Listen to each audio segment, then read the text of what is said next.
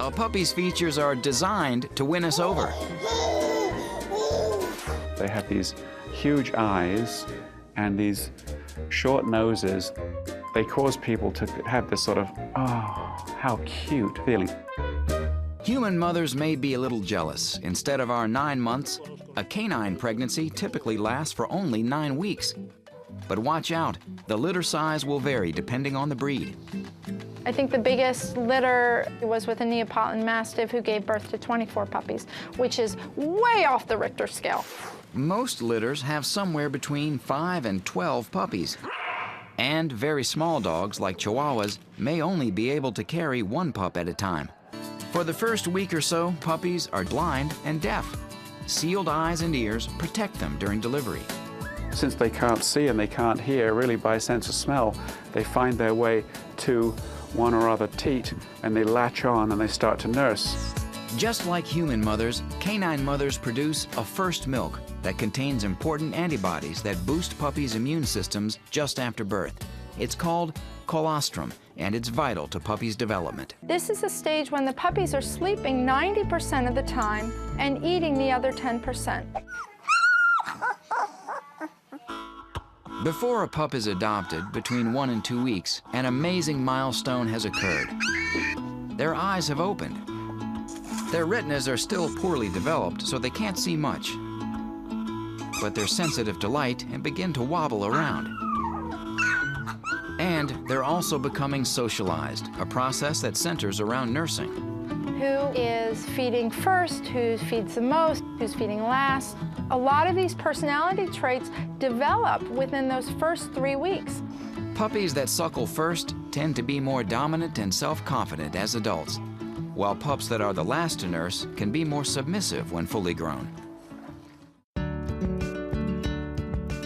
But all the pups feed in time, and by 3 weeks, all sorts of changes have occurred. They're becoming more like dogs and less like little hamsters. Their ears have opened, and they're responding to sound. They're beginning to stand and walk short distances. And their baby teeth, also called milk teeth, are starting to come in. They use them interactively like young children would use their hands. And like young children, puppies require playtime at this stage, with toys and siblings alike. Dogs need to have all that social experience, rough and tumble play, chasing, in order to have their good social skills. They still rely on mom for food, but they don't need her to be by their side all the time. Weaning begins at the 3-week mark, and that means being introduced to moist or blended puppy food for some meals. A messy endeavor indeed. Their hearing is acute at 4 weeks, and although their vision is not fully developed yet, they're able to see. Even more amazing is how much they're already able to learn.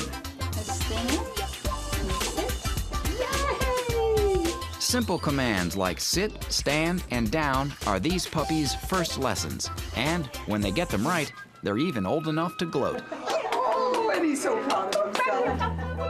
It's very important to start training puppies from a very young age because puppies are like little sponges. They absorb so much information that's given to them. At this stage, puppies are more independent, sturdier on their feet, and wildly curious about the world around them. But too much activity can still tire them out. Looks like she needs a hammock. Fluid! Fresca! When it's time to feed, though, puppies perk up no matter what their age. At 4 weeks, they nurse less and eat solid foods more. They can even learn table manners. Yes! It's a good practice to hold the bowl up and to have the puppy sit before feeding. This does teach any puppy some nice patience and self-control. The first 4 weeks of puppies' lives are filled with wonder and lay some significant groundwork. And if you want them to be healthy, keep them warm. Remember, they cannot regulate their body temperature until 3 weeks old.